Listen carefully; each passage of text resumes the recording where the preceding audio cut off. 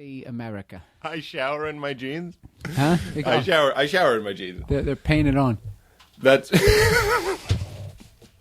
well, we are recording. We are recording. We just you know something that women have the option of, they can do that body paint thing and walk down the street naked and look like they just have really tight clothes on. With our genitalia, you can't do that. That's the main feature of the vagina. Yet they never stop bitching. All these advantages that they have. We're in a comic book store. This is like the anti-athlete place. I really feel like I stumbled into the wrong place. That is absolutely correct. That's actually one of the things I was thinking about you. This is Bill Burr, of course, everybody. And I was thinking about you, and there are those comedians that kind of...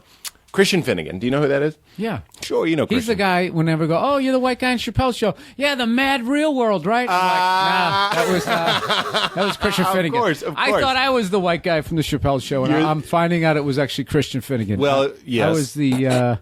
that was a doughy sort of Christian Finnegan. That was doughy before. Back when he was super doughy. Right? And like then P90X came out, and then that was it. I believe it was South Beach. I'm Beach? ashamed that I know how he did it. But Christian Finnegan said that there were two types of comedians, those that got called fag and those that called people fag.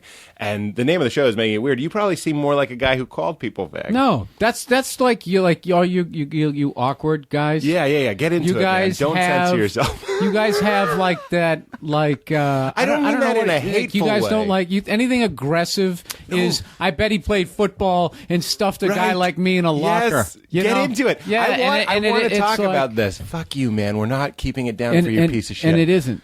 It isn't like that. Yeah, that guy just came up. We're being shushed. Like you said so perfectly, this is the opposite of being shushed. Yeah. We're trying to reach a large group of people. BBC America. It's like, something's we get taping it. She's downstairs. Hot. You can see her clam. Yeah, and she's like, and I'm in a comic book store. That means I'm progressive and interested. Right. Fuck you forever. So anyways... Yeah, like I want to be clear. I didn't think you called people fag, but you're right. This is exactly what I'm saying and what I want you to address. No, I did both. Like, you like sports. I had a very well-rounded childhood. I called people fags. I was called a fag. Yes. I beat some kids up for the most part. In my later childhood years, I got beat down because I hit my growth spurt late. So Baby Fat Bill lost his title. I was born with the advantage. I was 10 pounds. Baby Fat Bill. I was 10 pounds when I was born, and I was just there's not one cute picture of me. I look like the 50-foot baby that could crush a city. Oh my God. So I was able to ride that weight advantage to about 6th, 7th grade, and then all of a sudden kids started shooting up, and then that's when I had to start being funny. You mean weight advantage like you were like formidable because of I wasn't fat. I was thick. You were thick. I was husky. You were stout. Husky. Yeah. You were there. I had everybody by 10 pounds. When you weigh 70, somebody's got you by 10. That's like them outweighing you by fucking 80. That's a big fucking deal. But you have a lot of vulnerability in your act. You certainly fuck you, Pete. I smell it on you. I just don't mean to minimize you or reduce you to some sort of jock, but you do like sports. I love sports. You're a fucking man. Huh? I love sports. You're a fucking man. I'm not. You're a man. I am capable of unbelievable acts of cowardice.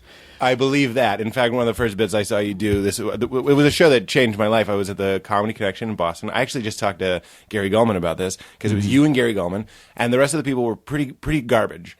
And you went up and you guys changed it for me. That was like a click moment for me where I was like, oh, you know what I mean? I don't know if you remember the first time you saw like fantastic stand-up, but it was you and Gary Gulman at the old Comedy Connection in Faneuil Hall. And I went up and I talked to you guys after the show, and it's very surreal. Were we rude to you? Just like, yeah, whatever. No, you were incredibly kind. Oh. And you did a bit. Must have been early in the career. Yeah. you were saying, I remember a couple things you said, howdy doody face. I have a howdy doody mug me face. Yep. You remember that? I remember those. And then you told the story about the girl on the subway going, help me. Oh, wow. That was a long time ago. And you go, this is like 10 years ago, over 10 years ago. This is probably 12 years ago. And you were like, I'm only doubling the work for the paramedics. So there's the vulnerability. But I can still see you grilling more than I can see, perhaps. Well, I think you go two ways when you get bullied. Either you decide to fight back or you get into comic books.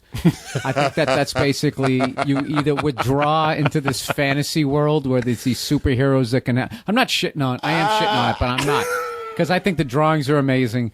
But it's like soap operas. I don't know how to jump in when you're 1,000 episodes in. Yeah. And there's, Spider-Man. There's the cool I'm not costume. There's the evil one. Yeah, yeah. And I don't. I think that was a Venom reference. I'm not sure. I saw somebody. There was one down there. There was some character named Pain Man, and I think they're running out of names. Yeah, that's too close to Rain Man. That's what right. Is that what it is? When I saw that, I was like, "Is that a joke?" It sounds like a Wayans Brothers Pain Man. Yeah, That it sounds sounds fake. silly. Yeah, It's kind of like in sports, they're out of ferocious animals right. to name teams after. yeah. So now they're moving on to weather. Are they like they have? Like the Oklahoma Thunder. There's a couple of Thunder. Like anything that involves lacrosse or indoor football, it's always going to be like the cold front versus the tornadoes, the hurricanes, the Hedgehogs, the summer shower versus. I don't know. Okay, so we grew up in Boston, outside of Boston, both of us. I think that gives some of that edge of being attacked by bullies, even if you're not bullied, just living in Boston. It's a harsh place. When I go back, it's a great place. I love Boston. It's a great place, and I think that you just sounded like Al Gore. It's a harsh place. It's a great place. I love Boston. No, but I do love Boston. But every time I go back, I'm like, how do people do it? No, how do they stay here? I never noticed how angry.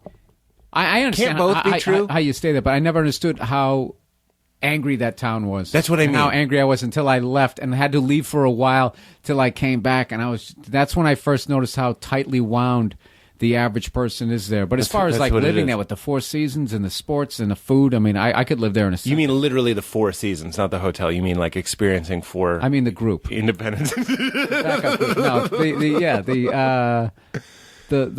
No, when I fly into Logan, as I do you go home for the holidays? No. Okay, well, I go home for the holidays. I pay that toll, and there's a feeling of like, welcome to Boston, fuck yourself. There's a feel... For me, am I picking up on that incorrectly? It's the driving. No, I think you're right, but I think you're also overly sensitive to it. Do you realize you're like 6'3"? Do you understand that? I'm 6'6". You're 6'6". Yeah. Okay, you still have in the core of you. You got bullied at a pivotal point in your life.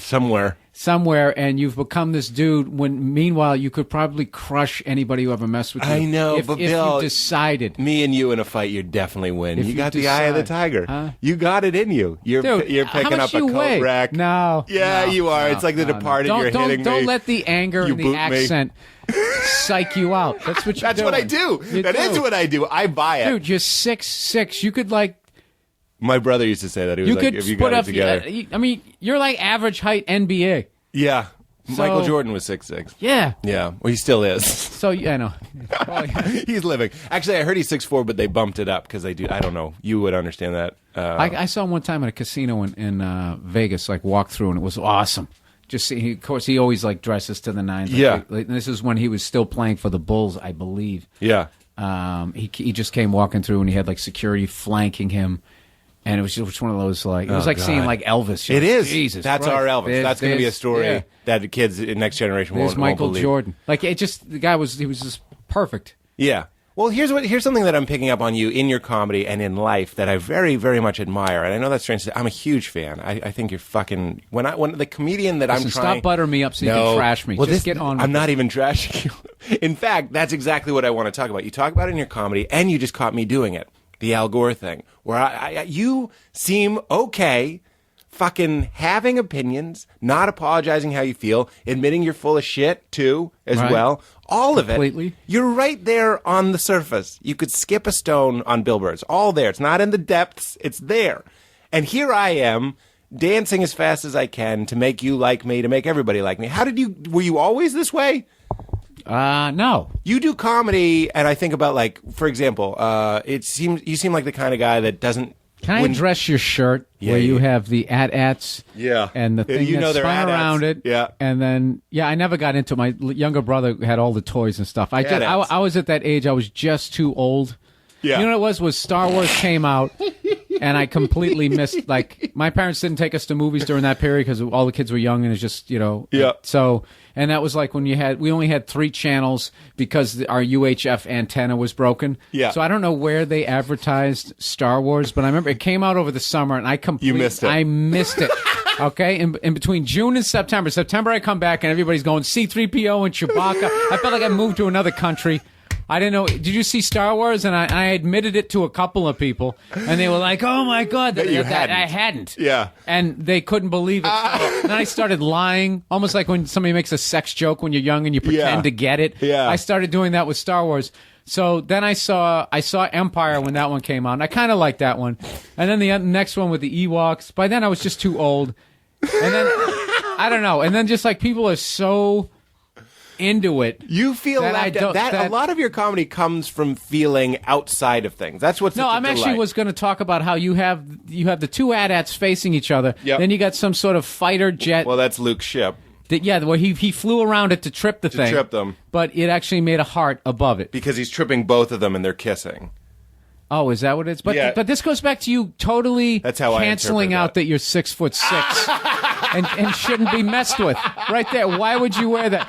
Now, you know who would do something like that? Bruce Lee. Bruce Lee used to do shit like that to bait people into fighting him, and then he would fuck them up. He used to act actually like he was gay. He would act effeminate and walk around like, oh, my God, what's going on? And then someone would step to him, and he'd beat the shit out of him. And he really had a sense of humor. I mean, I don't have to. I'd read it in a book because I hung out with the guy. But they said, because he said, if you get beat up by a tough guy, you can get over that. But if you get beat up by a sissy, you'll never forget that. Like, that'll stay with you. So I was just like, that's the experience he was trying to create for yeah, that's them. what I liked about that. Oh, my God, that's manipulative and masterful. That's crazy. Well, I'm just thinking, like, how much of a badass are you that you're deliberately baiting people into trying to kick your ass, which is the main thing that as a guy you try to avoid. Around women, you try to act like you're not afraid. I'll throw down with anybody. Right. I'll go to prison and I'll be the guy stabbing somebody, right? You try to act like that. But in reality, so much of your life, you're just trying to avoid confrontation, which goes back to comedy, is then you bring that onto stage and you're going out there and you're trying not to get your ass kicked, basically meaning get heckled, don't... Yeah, you're trying to kill, not so be early killed. on, I was totally please like me. I worked squeaky clean because I was trying to cut down any chance of me getting heckled because that was the number one thing that I feared: bombing and being heckled and all that. And I just did it long enough. And your setups are like mission statements. It's this like truth telling declaration of listen, don't break it down too much. I'm going to.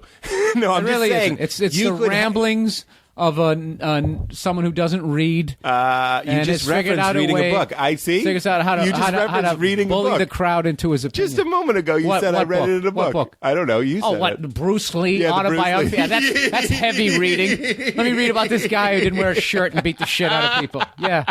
I was gonna get around to War and Peace, but the new Slash biography came out. You count those? Yeah, I count those. If I ever have enough money to build a library, the books on the shelf are going to be so pathetic. It's just all going to be like Aerosmith. But you could get heckled for just your setups now. You could say women are an unending wave that just eats away at our sense of self. And that is cause for someone to stand up. If you didn't proceed, and if you weren't already established as this guy that's going to like kind of say what he's thinking and be celebrated for that, people would be like, fuck you. I mean, go to an open mic in a costume of a 22-year-old open micer, like not you, and say women are just this. No, but they could do it too. Yeah, they could do it too. Maybe they could. It's not, but it would be harder. No, it's not. It'd be harder because it's a hell room. But if it's actually a comedy club, if you go on stage and you just say what you're thinking, if there's really nothing malicious in it, like that shit that I say over the top. If you have if you took Psych 101, you're like, this is an angry guy who needs a hug. That's what you'd really do, rather than taking it at face value. Yes. You know what I mean? Yes. It's like if you're having a debate with somebody over, like, this banana isn't ripe enough to eat. Right. And you make a couple of good points, and I go, you're a fucking dick. Right there, I've abandoned the argument. But a lot of times people, they'll well, you're a fucking asshole. Right, and then it starts being about the banana. You were right. You were right over here. Right. The person totally left it out. So you can't, you can't take what people say. That analogy, some of your analogies don't even make sense. I went into debating. You're trying to keep it to the banana, is what you're saying. I'm trying to say that, people will look and say that, I hate women when they watch my act. And it's just like, you're the kind of guy who watched No Country for Old Men and was like, oh, that ending was stupid. Because they didn't walk you right through it. That's one of my favorite movies of all time for the specific fact that people don't understand that Tommy Lee Jones is the main character. Not the fucking Psycho. Not Sugar. No Country for Old Men. Right. It's about a guy where life has passed him by. He doesn't know where he fits anymore. Yeah. He's chasing a ghost. One of the last things that Psycho says is he says to those kids, "You never saw me." It's a fucking unbelievable movie. Yeah, well, he's chasing death. Yeah, basically. Death yeah, is Sugar and is all death. of that. He's chasing the views of society. He Right. wants to live in the past. The monologue up top is the whole point of the movie. And then it ends with the monologue, and then people just like, and they just, and Right. what I love about that movie is because the Coen brothers are just like a great comic where they're not going to be like, this guy knows what I'm talking about. Come on, back me up.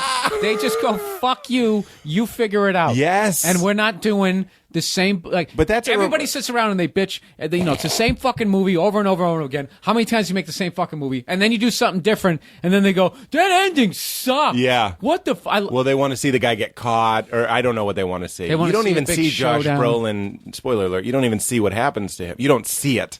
You hear about it in what movie was that? in No Country. In No Country, yeah. You just hear about it. You also don't How see funny his, is that? I'm you don't so see his bad with wife. the names. Yeah, his name is it's a woman's name, Llewellyn. Llewellyn. Now I know Llewellyn. that. That's Llewellyn's truck, isn't it? Yeah.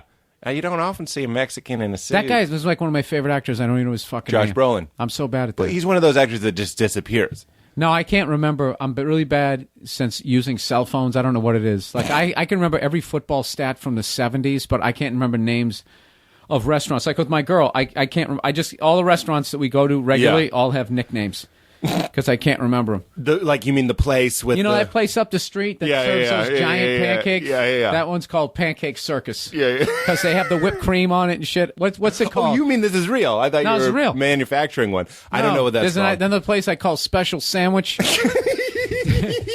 Pancake Circus. Pancake Special Sandwich.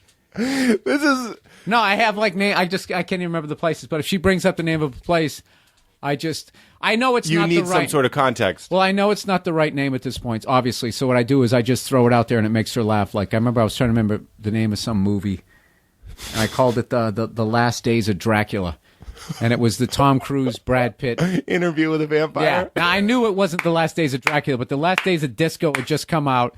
And I knew it was about vampires. You can't be bothered. Your brain can't be bothered remembering No, this it can't. stuff. Not can't be bothered. I seriously cannot fucking remember. Yeah, I have a terrible memory too. I've gotten in elevators with people that I know, and because they're wearing glasses, I don't recognize them. I'm like, people are like, who would Clark Kent work for? That disguise, it would work on me. I'm terrible with general information. Oh, yeah, and you part the hair on the other side, forget it. It's over. Yeah, Superman had the worst fucking disguise ever. He got rid of the runaway cowlick, and he put on glasses and a suit, and it was like, That was another reason why I loved Christian Finnegan in Batman, whatever that actor's name is. Christian Bale. Christian Bale, right?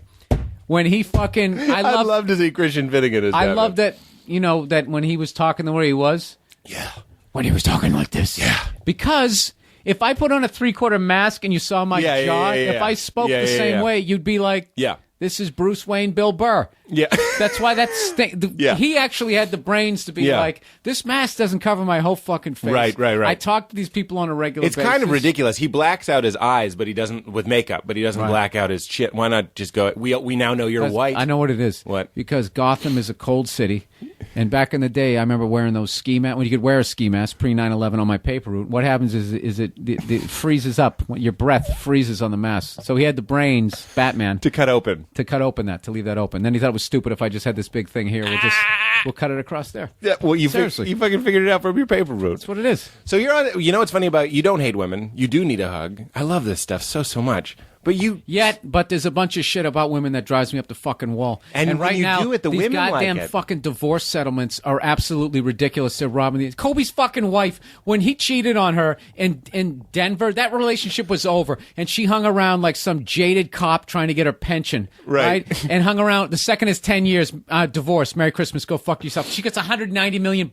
I'm not saying that guys should be able to start families and leave women destitute, but there should be a $30 million cap. All right? Stop acting like you were down the Staples Center helping him with his jump shot. You weren't. All right? You haven't even won a game of Scrabble on TV. Dude, Tiger Woods' wife just bought a $12 million house. It was like, change that to marble.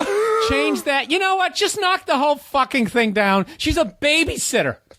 She's a fucking babysitter with $250 million. It's fucking ridiculous. And there's no law against saying I love you when you really don't, just because somebody's rich. And I swear to God, if this shit was happening to women, they would be considered victims. It happens to guys, and they go, well, you shouldn't have married her. Oh, hey, that's the law. That's the law. Hey, I could beat you with a fucking mop handle 100 years ago and be like, that's the law. Doesn't mean it's right. You fucking cunts. How did you get here? See, there you go. That's how did you get here? What? That piece of comedy is so funny. When you started comedy, what were you like? I made fun of, hey, it's Ron Howard meets fucking Howdy Doody. Yes. Without the fucking. I wouldn't curse at all. Totally clean. And were you writing at home? I understand. I have to imagine. I wrote at home, and I was standing on stage, and there would be a teleprompter, invisible, going in my head, and I completely wasn't present. Right. Yeah. I just heard this great interview when I was in Montreal. Louis said this thing about how there's two sides of the brain, and there's the side, one side of the brain is in charge of when we're just talking, like the way you and I are right now, and then there's another side that's reciting. So when you write something down, you're literally lighting up a completely different section of your brain, and it sounds artificial. I don't even have to ask. I just assume you write from stage now. It's fucking hilarious how smart that guy is. Right? Crazy. I just look at it like, this is my remedial way of how I figured that out. If something funny happened to me and I was going into a bar and I was going to tell my friends, I wouldn't write it down and then rehearse it in the mirror. I would just go in and tell them. Right. And then what happens is like regular people have their funny stories and they know how they go. Right. Like, Jerry, tell the time when we got the flat on the turnpike. Right, and the guy right. will just launch into the stories. He knows what the funnies, but it's not written down anywhere. Right. Why would it be? So you'd be a sociopath. I learned from Tony V in Boston. I learned about that, and I learned when working with Patrice, because Patrice early on would open with whatever he wanted to open with. And would switch stuff up, and every time he tell you jokes, it's a little bit different. He goes, well, I just try to keep the essence of it. So I learned from those two guys. That's how good Patrice was. I learned from like a 15, 20-year vet and a guy who started 6 months after me. Right. Like, that's how fucking good that guy was. I know. When I was watching your special, it actually reminded me of Patrice's special. It has that same sort of truth-telly, the sort of like hitting women stuff. You're going into these really uncomfortable areas. You talk about pedophilia. You know what I mean? Both of you guys had that sort of fearlessness. And I don't know. No, but it was also like, it's not like we, you had the idea of it, and then we went to New York City, and then there was Louis C.K., there was Dave Attell, there was Dave Chappelle. So you learned from those guys, and then whatever your childhood was, that's how it seeped into like what you talked about. Right. I just going back to the idea of not writing it down. I used to think I was from the completely opposite school. When I opened for you years ago in Peoria, at Brewster's in Peoria, man, and they had that whiskey barrel on stage. Yes, we went and we saw The Ring. The Ring. Yeah. In a movie theater. It was just you. No one else was in the movie theater. It was you and me, and that movie scared the shit out of us. Yeah, and we both considered, because remember you call and you go 3 days or 7 days. I really wanted to call your room and say 7 days, but I was like, I don't want to freak him out.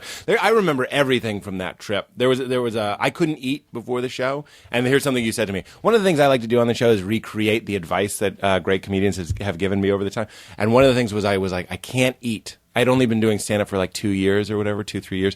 And I was like, I was too nervous to eat before the show. And you were like, you just said as if you had thought about it a lot. You were like, that'll go away at 5. You're like, 5 years, you'll be fine. Yeah, because that's what happened with me. Isn't that 5 great? Years in, now I could eat I could be eating a Thanksgiving dinner right before. Or during and your walk set. on. Yeah, and then I'll just open with how full I am. Yeah. That is. And I shouldn't have ate that. I'm an idiot. Right. Yeah. That is so beautiful, because if you can remember the anxiety and the stress when you're starting, the goal is to have your life be as normal as it can be while you're doing this really weird thing with your nights. So I was really stressed out about that. And then the night I actually made a video called Pete Holmes Bombing from our weekend. And it's an edited all the moments of the worst parts of my set, like dry mouth, pandering, all these different mistakes. You told me a couple things. You people. You said "you people" is like calling the crowd the N-word. That's like the N-word for the crowd. This is something I picked up from you. Okay. Because if you go like, I don't know what you people are doing, it's like no, I don't use the word we. Oh, maybe I'm getting this wrong. Yeah, I think you were running for office, and they said if you're speaking in front of a black crowd, don't say "you people." Well, you people is definitely bad with a race room, but like no, I definitely like. What does we mean? Tell me about we. Well, if you really have an opinion on something.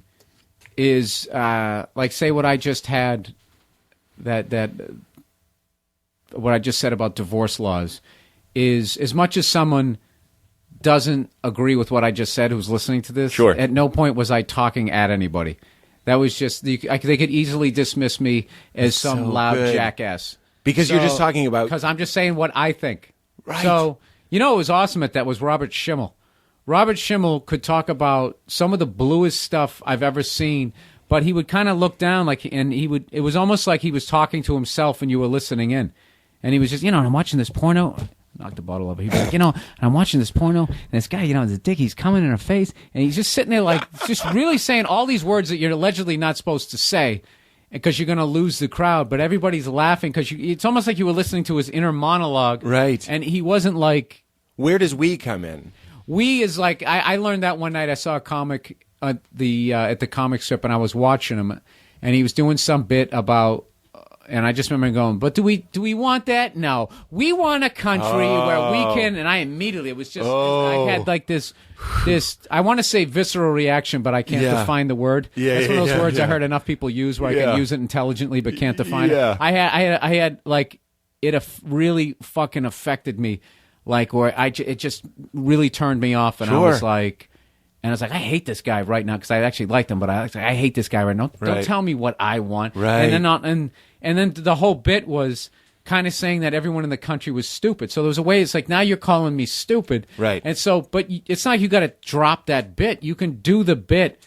Just keep me out of it. You know what it's like? It's like a guy who cheats on his girlfriend and brings her, and then he does it in front of you, and then brings his fucking girlfriend down the next day, like drags you into it. And it's like, why would you do that? You want to be a piece of shit, be a piece of shit. You want to think, don't fucking drag me into it.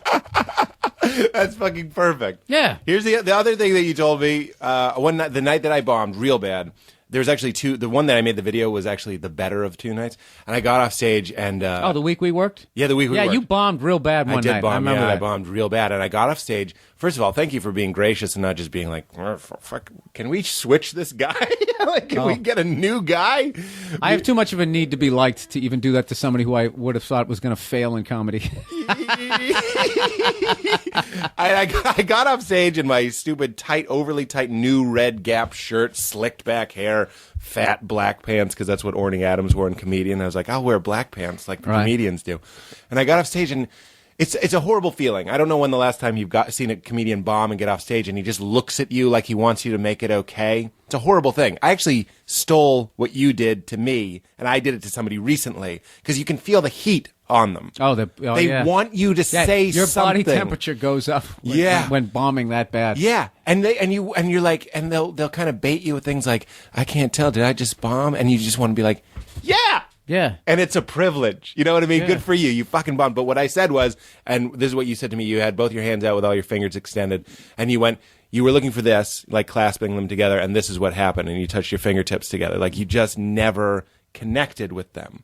Because there's this weird music to it. The way you start. The way that you let them in, the way you appreciate. You're really their going laughs Charlie and applause. Rose with this shit, huh? Yeah, it's pitch black in this studio right now. I'm just saying, you're just going like. But this is important stuff. Do you understand that you said that to me in the first 3 years of my stand-up, and like the reels are running. I'm recording it. When you're talking to young comics, that shit is carved on inside of me. You know what I mean? I was like, that's a thing that can happen when your words are just going into a vacuum and you're not connecting. Yeah, all you had to do at some point was stop and address how badly you were bombing. That's what you said. And you never did it, and then it just became uncomfortable. Yes. And that's why I kind of like black crowds, because if you don't address it, they address it, and then the laugh. But then it's weird, because then they make the laugh happen, so then you're still bombing. But there's still laughing happening. Yeah, and then that becomes weird. And then you start killing in like this alternate universe where they're laughing at you. Oh, that sounds like a nightmare. For a man who didn't want to get heckled, going into the black circuit in the way that you have, it seems like an interesting choice. That's actually because it was just like, all right, I'm going to face this fear. Let's just go in as deep as I can go, and that's what it was. And then that was really hard at first, but then those rooms become really easy, because once you figure out that you're like the mascot and that if you're actually even remotely funny, you get way more laughs than a black comic in those rooms that are twice as funny as you because they're just you're not special. That's what you told me. You are the exception. So then it becomes so that's why. You know, as a white comic, you can't tell me you haven't been sitting there and you're watching a black comic bombing in front of a white crowd and they'd be like, oh, look at this white lady over here grabbing her purse. She thinks I'm the one, and goes out and everybody dies. Oh, they start beatboxing to get out of it. And everybody's like, oh my God, that's so urban. The white comics can't do that.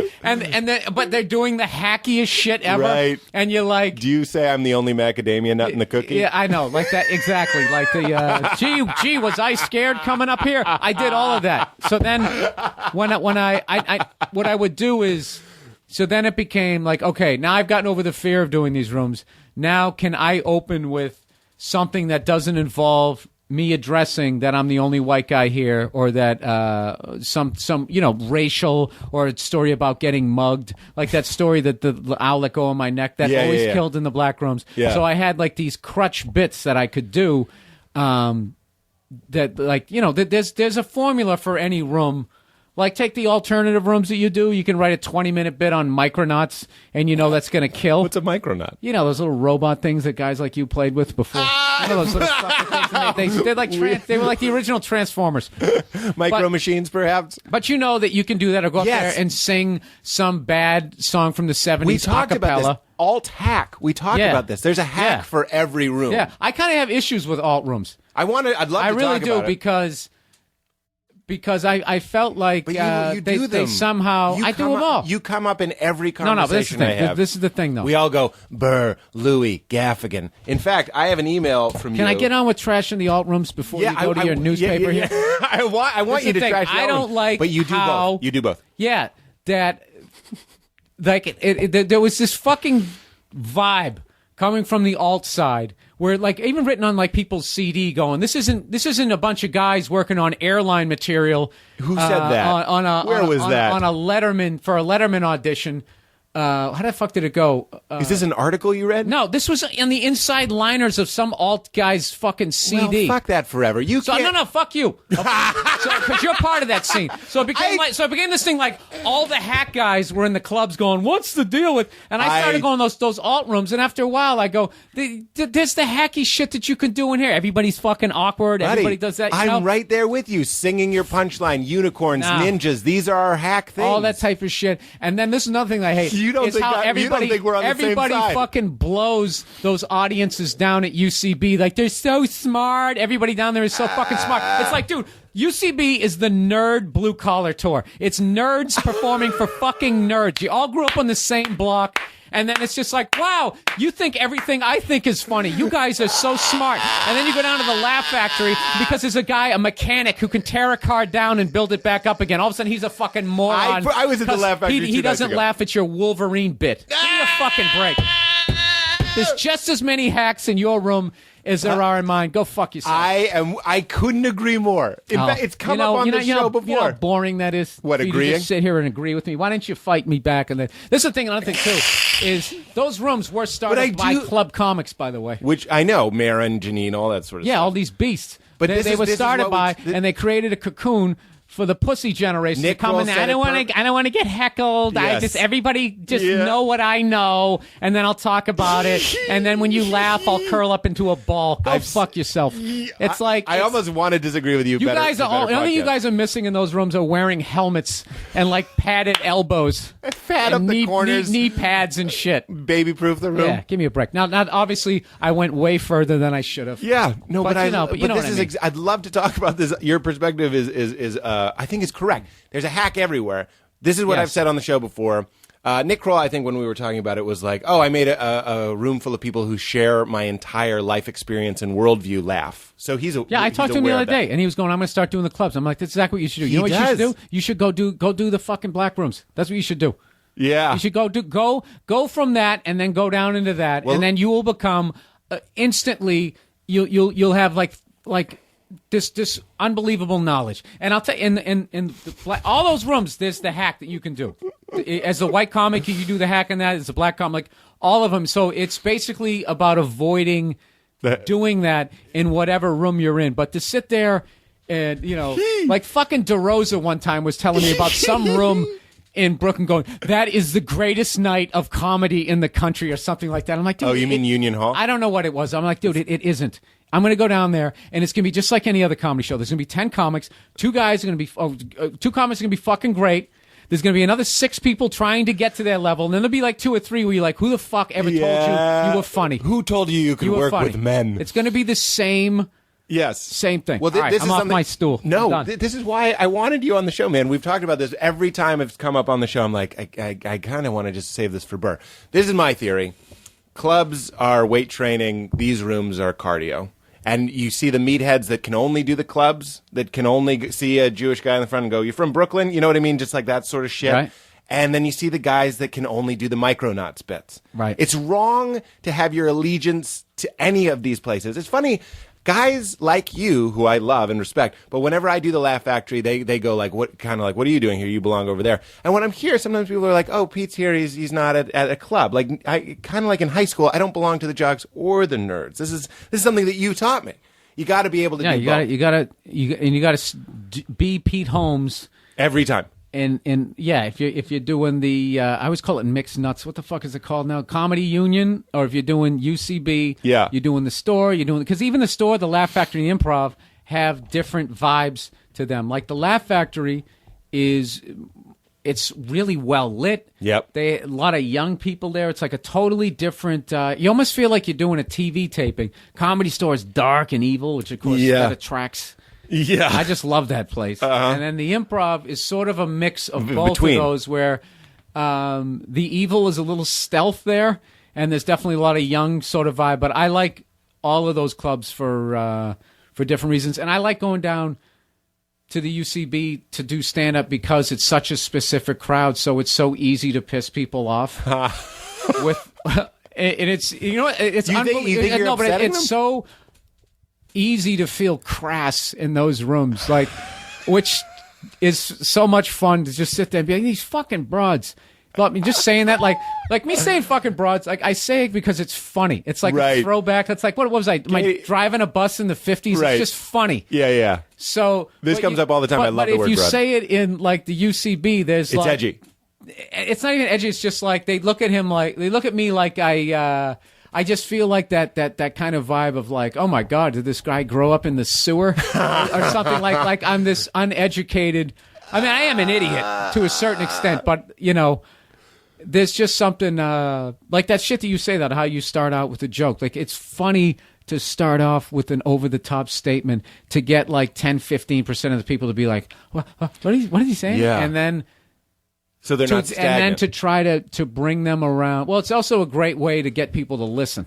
Yes, that's what it knocks them out of their whatever they're frozen into. Now they're if they're like texting, or like texting is fucking brutal though, because people zone out. But I would say, like, back in the day when someone was talking, a great way to get them to listen is you just start, like, say that dog bit that I did. All right, on my last special, I started off making fun of shelter dogs, so that people love dogs. So immediately they're going, and I know the end of it.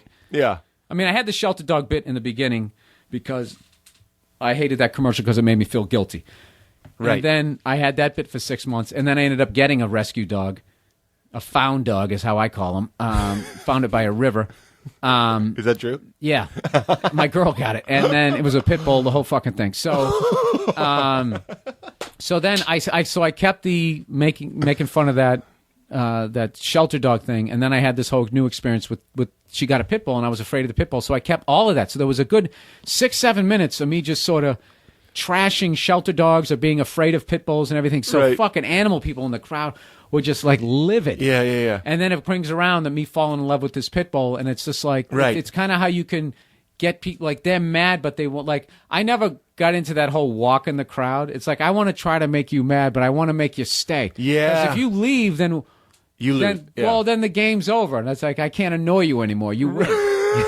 you walked out. You kind of do it with the pedophilia thing, which is a weird way to start your CD. That's on what's it called? It's called Why Do I Do This? Why Do I Do This? Which is fucking unbelievable. It's unbelievable. I'm sorry, I'm going to butter your bread more. It's unbelievable. And you open with a pedophilia. We are going to talk about something other than comedy, right? Yeah. Okay, It's like because I got to let you know, people do this on all podcasts at this point. Yeah. It's comics sitting there talking to other comics about comedy. Yeah. Which I will do. This is like for Nick fucking Kroll. ever. Yeah. But everybody is doing it. So at some point you want to talk about global warming or some other shit. But I mean, like, we're in the hardware store. I'm going to pick up some hammers. I'm talking to a fucking comedian. You know what I mean? Like, we're going to get into some other stuff. But this is...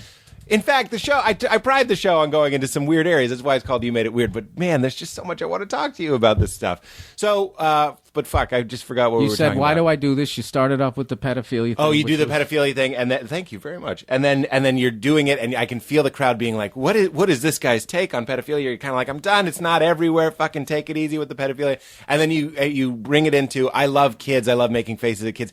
Everyone relates to that. Suddenly, you started this bit, and we're uneasy. If we break this down anymore, like my whole act, it won't be become funny a party anymore. Trick. I know. This is what he's doing. This is what he's doing. I know. There's a weird. I say this on the show all the time. If you want the song, don't dissect the goose. You know what I mean? Like, don't cut into the bird. You'll kill the bird. It's not like what I do all the time. No, I know. It's like it is like stand up after a while. Once you've learned how to kill, then it becomes like, how deep a hole can I dig and still crawl out of it? Or else you're just bored shitless. It's masochistic. You want to see how far you can push them and get back. That's a phenomenon for comedians.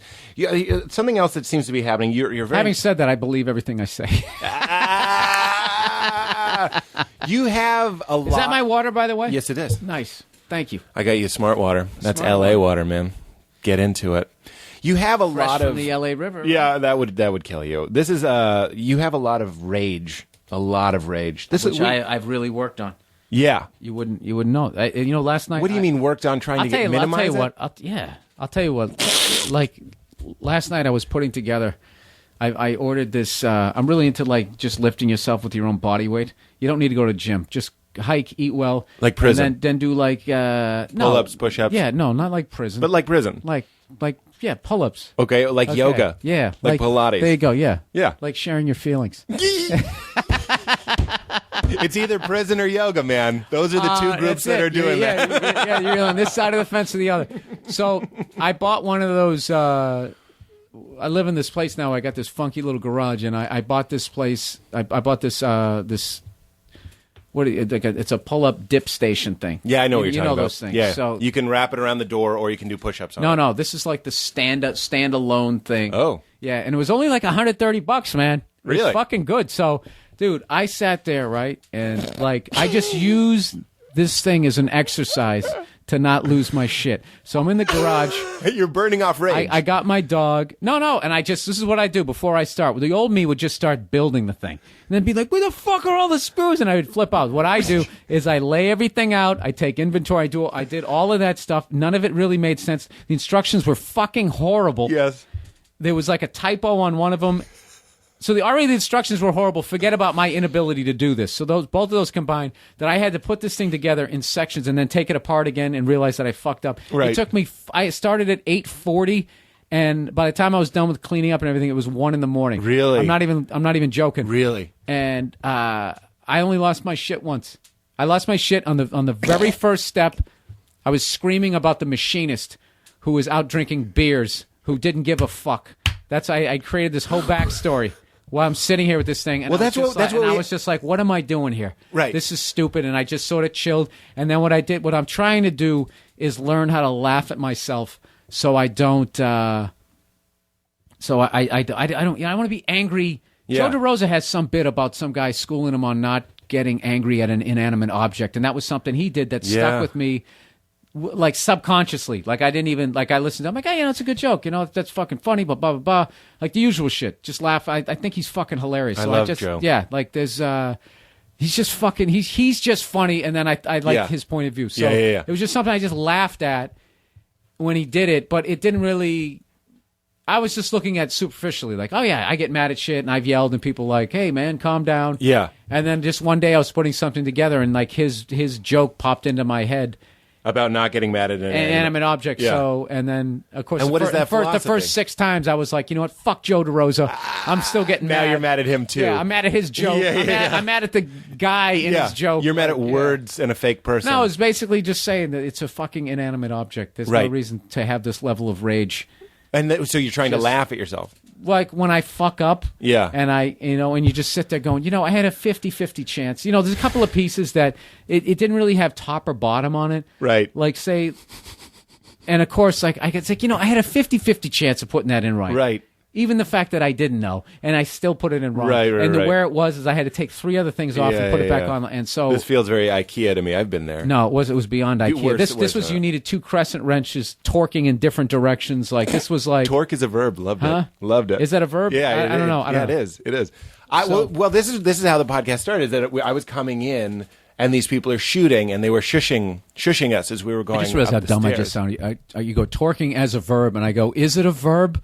Yeah, no, well, the way you used it's stupid. No. Well, see, okay, inner rage, and then I had this rage toward these people where they were like, "Be quiet." And in my head, all they did was shush because they're shooting something. In my head, I've already had every argument with them. I've yelled at them, and I've been like, "You didn't clear with us. We didn't clear with you." Catastrophizing. More people are going to hear this podcast than are going to see this piece of shit. You know what I mean? Like mean shit. Do you know who I am? Yeah. Oh God, the ego, the fucking swinging dick from Country of Old Men of a comedian, just like fuck you. This is my house. You're shooting in my. And then of course I'm just like, oh yeah, I'll keep it down, no problem. But then what I'm wondering is did the stage become the first place that you could really let out?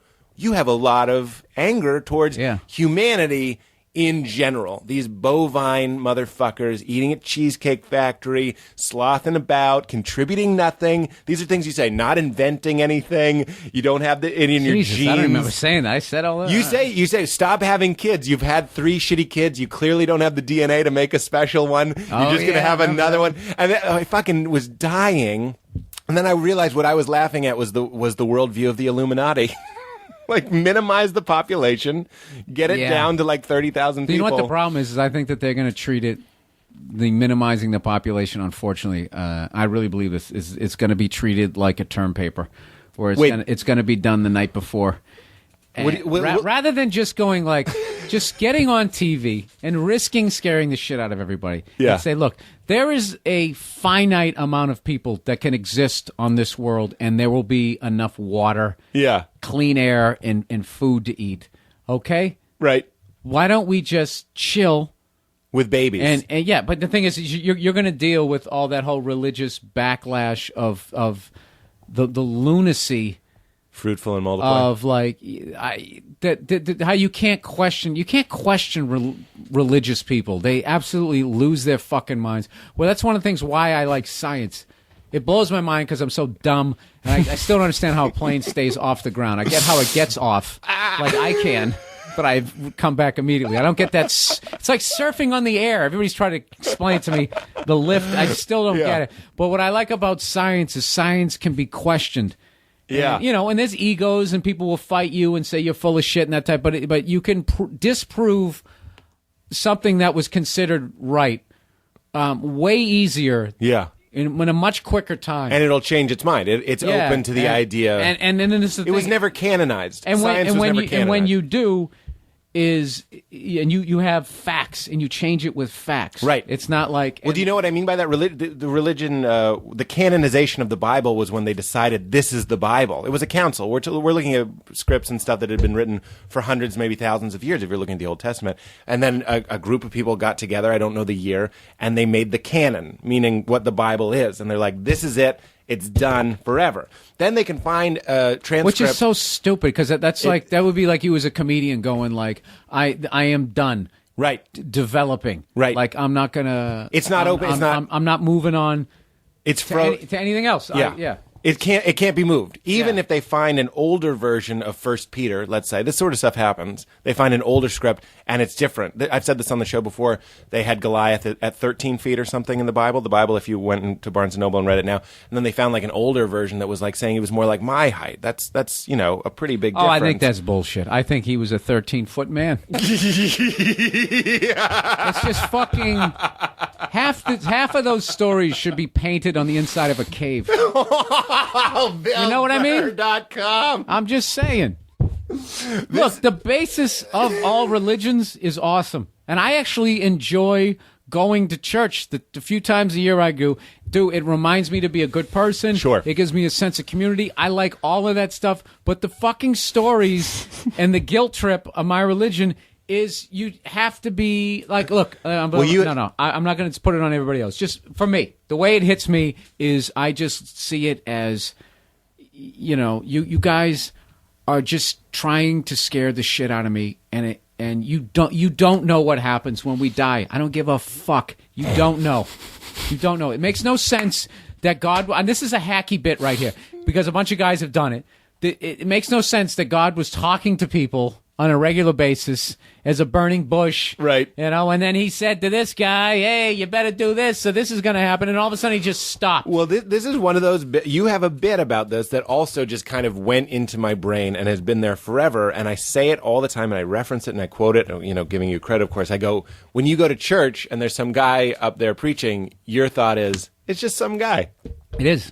He likes soccer. I don't know why that's such a funny example. Yeah. This is some guy who likes soccer. And then you have that other bit where you're telling me not to jerk off. It's my dick, right? Yeah. That's these are like religious bits to me. I don't buy into the whole thing that there's this guy who's mad at me. A conscious God judging you actively. Yeah, because if I'm fucked up, isn't it his fault?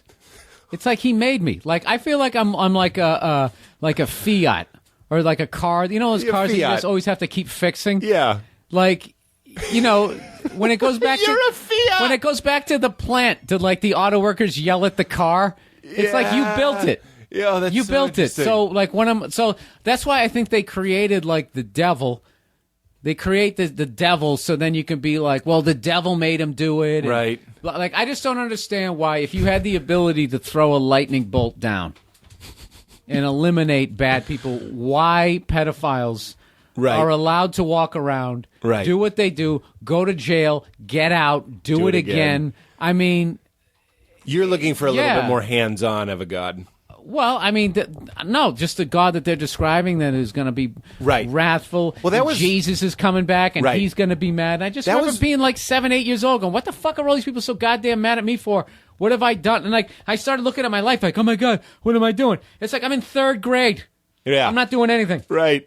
Well, that was one of the things that I remember debating. I went to religious school, and one of the things that I remember, I knew this kid, and he had a theory that God wasn't all-powerful. Because of the fall of man, he can't do everything that he'd like to do because the world is so fucked. So people will go to great lengths to, like, explain pain man, right, and explain all this different sorts of loss and stuff. I don't like any of that shit where they I don't like how the lack of respect for an animal's life, and then we're like, but God created us in His image. Yeah.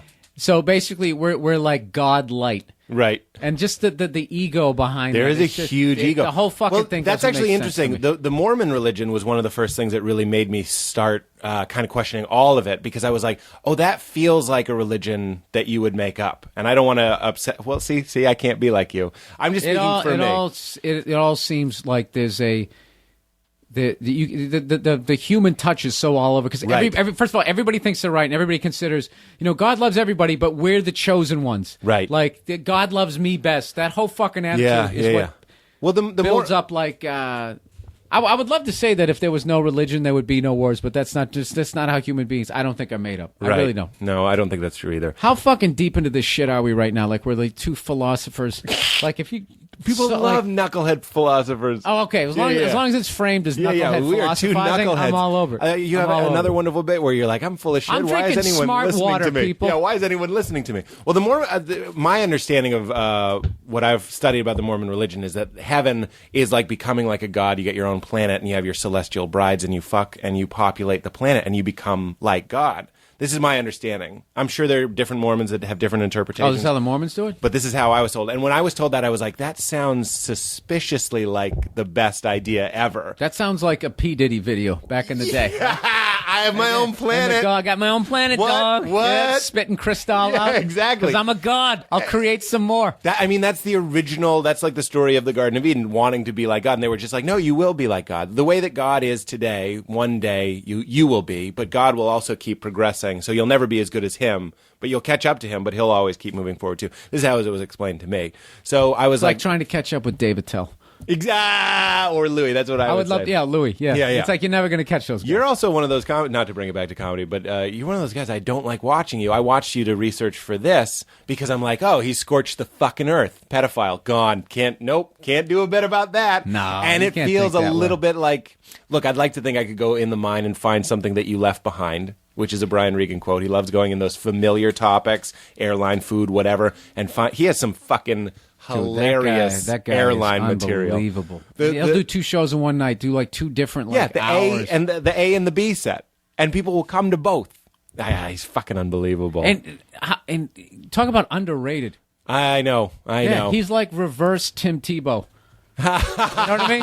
Like Tim Tebow was getting so much hype last week because he actually threw passes that an NFL quarterback should throw. Right. Like. And here's Brian Regan doing 2 separate hours. 2 separate hours, right? And like if you wear a silly hat and you get a catchphrase, you can get like you know, you could really. I mean, I'm oversimplifying it, but like I feel like that guy. I don't get it. I don't get why. I'd love to have him on the show. How did you? I think because if you're just like a nice guy, you're not going, look at me, look at me, look at me, like right. But he has hordes of huge fans. He does. And sells out theaters. I know, but I'm so sick of people with their fucking lists. Yeah. Okay. You mean the list of the best guys? Yeah. Leaving off Regan? Yeah. It's a big problem. It's ridiculous. When I met him, I have a big story about that I've told on the show before, but one of the things I said, I was like, every working comedian that's successful today should write you a handwritten thank you note, because I feel Regan on everybody. Dude, I would say as far, we've already mentioned the guys, the Tells, Louis C.K.'s, Dave Chappelle. Yeah. Brian Regan is... you can't do it any better than that guy. And He's by like, his own terms. Oh, my he's doing God, it his way. He's the first real headliner, like touring headliner I ever saw. I saw him at Nick's Comedy Stop, and I never saw anybody kill wire to wire the way he did. He had like, I just remember seeing this woman. I never forgot. She was slumped over in the chair next to her. Like, you would have thought she just had a heart attack and died if she wasn't, like, shaking from laughing. Like you would have thought she died. Do you know, like, how hard you have to make somebody laugh that they, like, fall over, you know? I mean, love that. I should say a white person, to make a white person fall over. Def Jam. They were Black people are better at comedy and magic. Black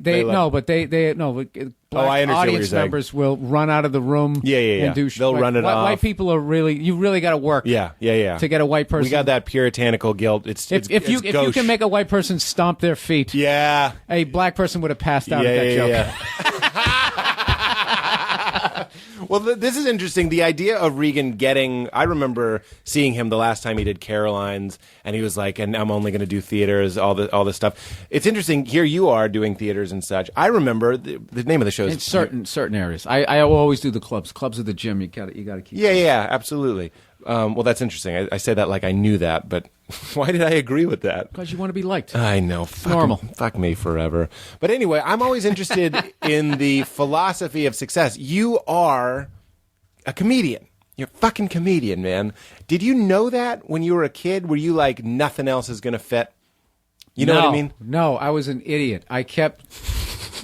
it was like everything that I wanted to do and I'll be a cop, but I'll be the funny cop who pulls you over and everything. And I still couldn't figure it out.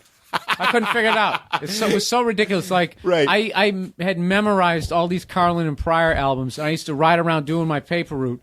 And I would be doing the bits, pretending I was doing them in front of my class, making everybody laugh, and I still wasn't able to be like. So that means right. This is a calling for me. Yeah, like if I was on the $10,000 pyramid and someone was giving me clues, like I would. Next one, pass, oblivious, pass, yeah. But still, like a rich fantasy about thinking about what it might be like to be a comedian. And it didn't seem possible because I came from a jock town, and there really wasn't a lot of artsy stuff going on. It was like really like a blue collar. You fixed stuff. You played sports.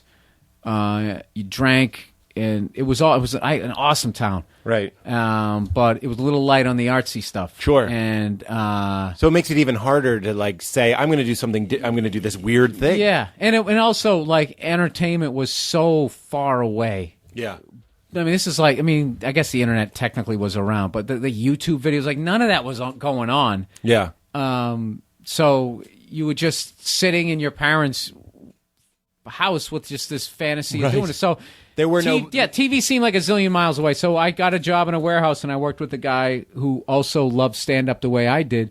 And I was over his house one day, drinking before we went out. That was the Boston thing. Get a good buzz going. Pre-game. You know, so when we don't have to pay as many drinks, just start the night off with drinking and driving. That's how we're going to build this night. And then we're going to see what happens 4 hours later. Oh, God. So we were watching, like, Stand-Up Spotlight, and we were just watching this, and the guy was just going, look at these guys. He goes, you guys, we're funnier than these guys. Yes. And he wanted to do it. And he said, one of these nights, I'm going to take a shot at Jack, and I'm going to go up on stage. And then all of a sudden, it wasn't on TV. Now it's sitting next to me, and I'm just like, you're going to do it? Yeah, man. And I was like, well, fuck, maybe I should think about doing it. And that was right around that time I heard that if you don't go after what you want, you're going to regret it for the rest of your life, yada, yada, yada. Yeah. And that just stuck in my head, and I was like, I just made a New Year's resolution. I was like, I'm going to try it sometime this year. That's how nervous I was. I gave myself a whole year. And the second I made that promise to myself, like 3 weeks later, there was like stand-up comedy competition. It just kind of popped. It's like, I need a mattress. And all of a sudden you see all these billboards of it. Yeah. It like pops out at you. So yeah. I immediately went home, and I immediately called the number before I chickened out, and that was it. Isn't that funny? You when you have the nerve, that's when you got to strike. I remember the Comedy Studio, a place we both perform. I called Rick Jenkins before I had that same feeling of like, I got to dial it right now, or I'm never going to do it. I won't. Yeah, never going to. And then when I moved to Chicago, I walked past the place that said Comedy Mondays every day on my way to my shit job. Not that it wasn't that shit, Bennigan's, but I was like, I know that feeling as you're walking, going, I want to be in that world. Yeah, and you get like excited, like you're walking into dumps. Like it's still to this day, like I still have that like. I don't know. Just seeing the mic and the mic stand before the show, I still like looking at that. Like I still have that nerd thing about stand up. And with that, let's actually go to global warming. Yeah, it's actually kind of similar to the religion thing. Actually, is like what helped you become a comedian and helped you build this worldview about comedy was seeing that it's just some fucking guy. It's your friend, and he's gonna do. And you're like, Richie from Revere? Yeah, he's going to do it. He's some guy. The comedian on stage, like the pastor, is just some guy. And whenever people ask me, how do you start comedy? I don't say do an open mic. I say go to an open mic. And your belly will fill with fire, and you'll be like, I could do this as well or better. And then you realize it's just the same knucklehead. Sometimes it's the guy that was working. And then you the just door. start doing it, and then all of a sudden you get $5 gas money, you get $20, you get $50. It's really like baby steps. So then it becomes funny once you become a working comedian, and then when younger comics come up to you, and they're asking you all those questions. In the back of your head, you're just like, I'm some shithead from a warehouse. Yes, you know what I mean. And then you start going. Then you start thinking like, God, how did I get to be the guy? They go, how do you get into this shithole room? Yeah. And then the next level is, God, I'm old. Because then they start going, I remember I was in 4th grade, and they got like a full beard. I was in the 4th grade, and I saw you on Conan. And you're like, oh my God, how old are you? And they'd be like, 31. Right. I've been doing it 8 years. Oh God. And I was like, you start doing the math, and you're just like, holy shit, I did Conan in 99. This kid was, that was 13 years ago. Yeah. Fuck. Wow. But this is something I wanted to talk to Gaffigan that I regretted not asking him about. Bridging being a comedian, doing the clubs in New York, you had some TV opportunities, you were doing different spots and stuff, but bridging that gap between that guy and fucking you and fucking Gaffigan, these guys, and, Regan is certainly a different thing, but, like, people are into it. Did you have a strategy to be like, the hour special is going to tip me? I know that's a weird question. No, I just love doing stand-up, and I was out here earlier in my career, and I was auditioning, and I just remember the auditions felt like they got in the way of my day, because I just wanted to go down to the fucking Laugh Factory, and I just wanted to try out my new bits. That's all I wanted to do. Yeah. That's really what I wanted to do, and I just finally was just like, you know what? I got to go back to New York because I went to New York and I booked a short-lived sitcom. Townies. Yeah, and I got on that thing, and it came and it went, and then that fucked up my head where I was just like, oh, I have to be on a sitcom or else I don't feel like I'm successful. And I felt everyone was looking at him like he used to be on this thing, right? And now he isn't, and which people do, and people just because they're miserable with where they're at, and I didn't have the maturity to realize that I should just let all that shit go, right? But I couldn't get on stage anymore because I wasn't the show wasn't on long enough. And for people to know, yeah, and it just became this pain in the ass. And I would be hanging out in the back of the club trying to get on, and every fucking other month, the new fat guy would move to town, and he'd be, I'm fucking fat, and then they would stick him up and try to get him the fat guy show deal. This is the '90s when they were doing all these sitcom deals.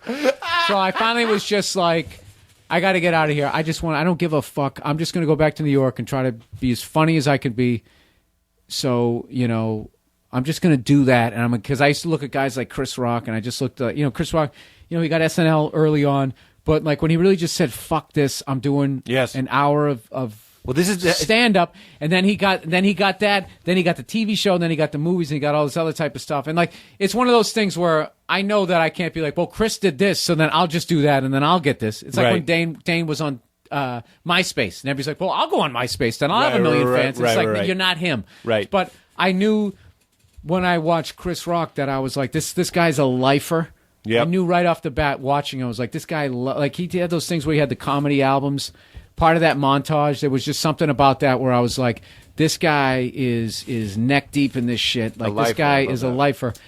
And I don't know. It was just. I think this is about. I really, honestly, where I'm at in my career right now, if I just stayed here for the rest of my career, I would be totally fucking satisfied. If I put an hour out every 2.5 years, and everybody liked it, and it was different enough from my last one that I felt like I had progressed, and people kept coming out to my shows, I don't give a fuck.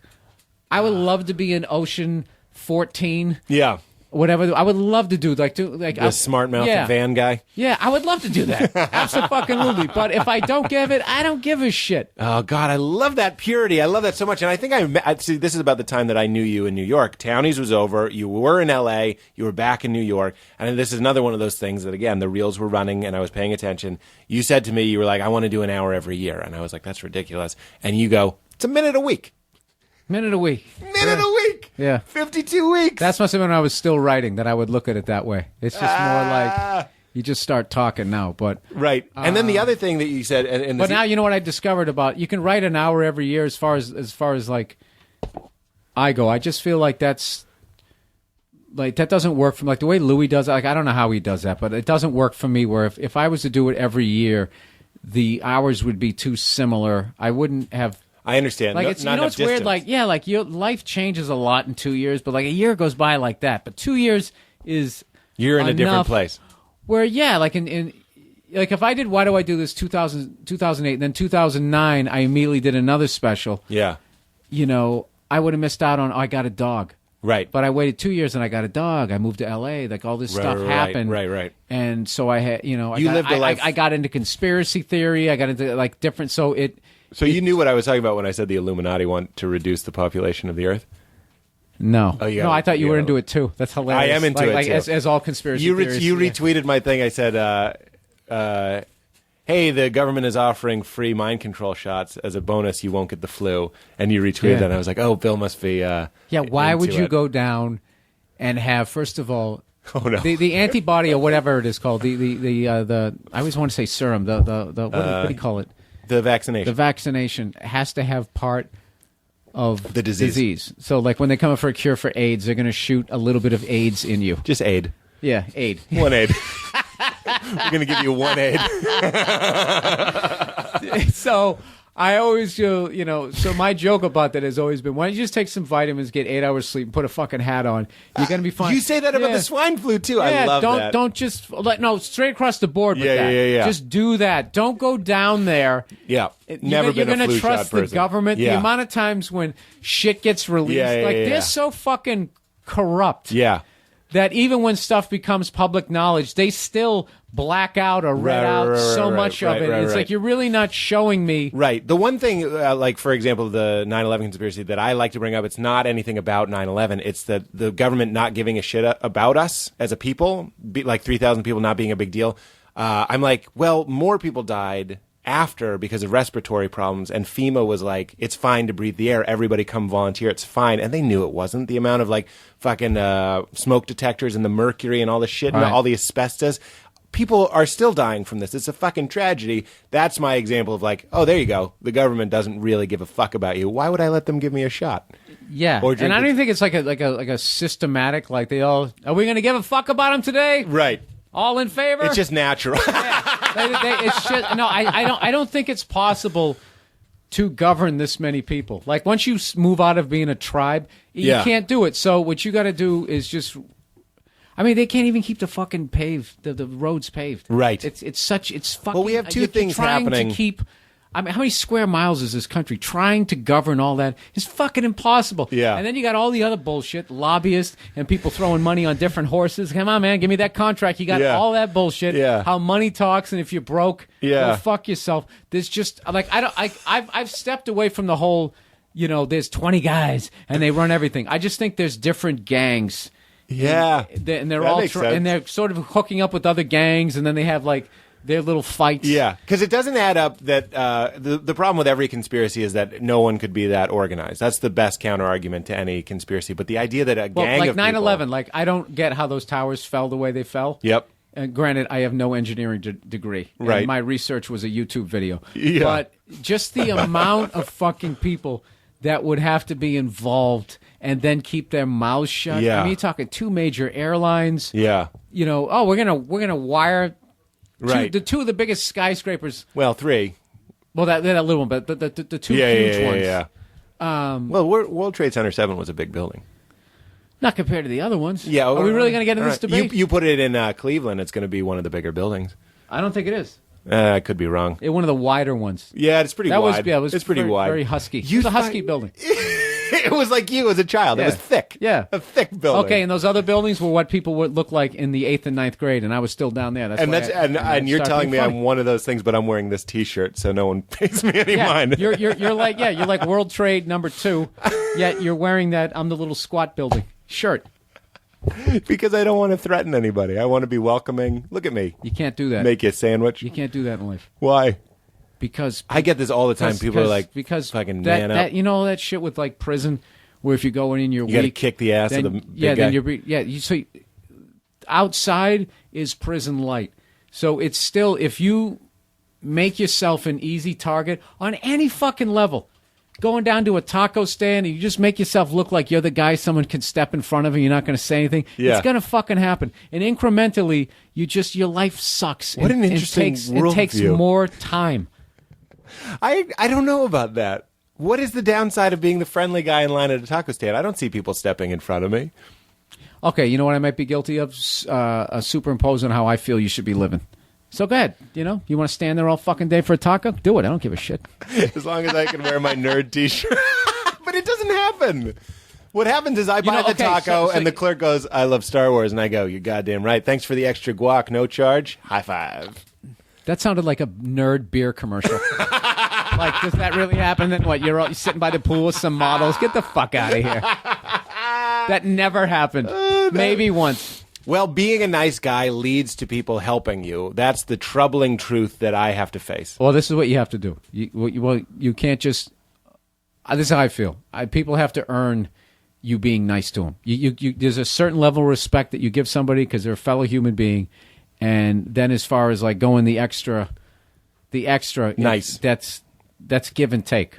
Okay. Because what happens is if you're an overly nice guy... Yep. And just give people the benefit of the doubt. Psychos gravitate to people like you because especially if you're a woman. That's like every fucking woman that gets with one of these assholes. You ever see like some girl gets beaten by that guy? They're always like these really nice fucking girls because any other girl who's like, what the Yeah. The first time they do it, get the fuck out of here. Right, you know? right. Well, you're boundaries. going to get some letters on that. Boundaries. I just said that like I was, I'm a little bit less smarter than Dr. Phil, who looks like a crooked cop to me. You're right. We need to have boundaries. What I'm learning is to not just let it be an unending stream equally given to everybody. You're absolutely right. There needs to be like, oh, you're an abusive person, you're a manipulative person, you're a negative person. You don't deserve nice guy Pete Holmes. Get the fuck out of here. All right. Here comes, I'm going to turn this T-shirt inside out and it just says, fuck yourself. You know what you're like in wrestling? Like you've been like a baby face your whole career. At some point, you got to switch over and be a heel. You know how they do with the characters where all of a sudden, we need to see bad guy Pete Holmes. Like with the Undertaker hat. Grow a beard and dye it jet black. We'll start with that and walk around like a piece of 2x4 like Hacksaw, who the hell? I was going to say Hacksaw Jim Reynolds. That was a football player.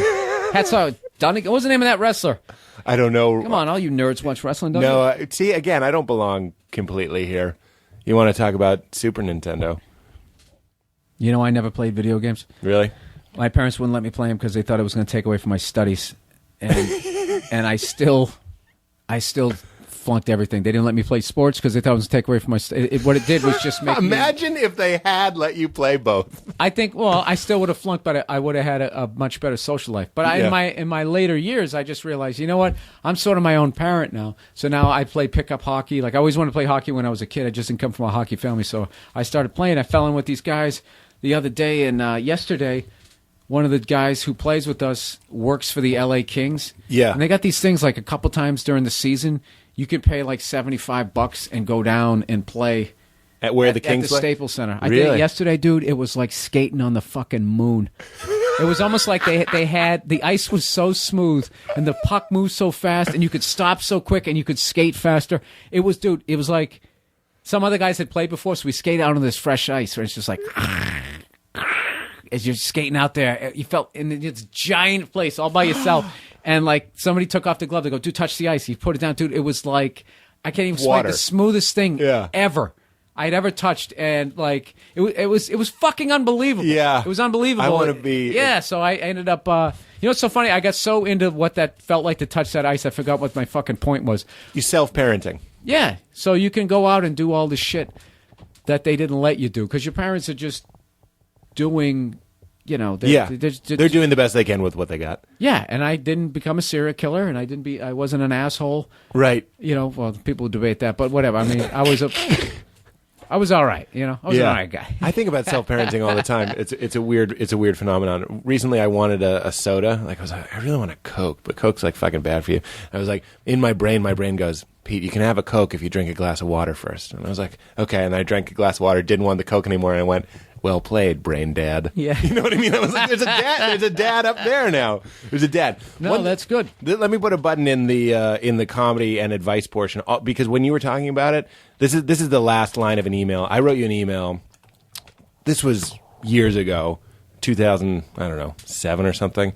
First of all, I couldn't believe you fucking replied to this email. We worked already together. You said all these nice things, and it was great. Then I wrote you an email, and I was like, look, I'm in New York. I don't know what I'm doing. I say I'm like, I have an act already.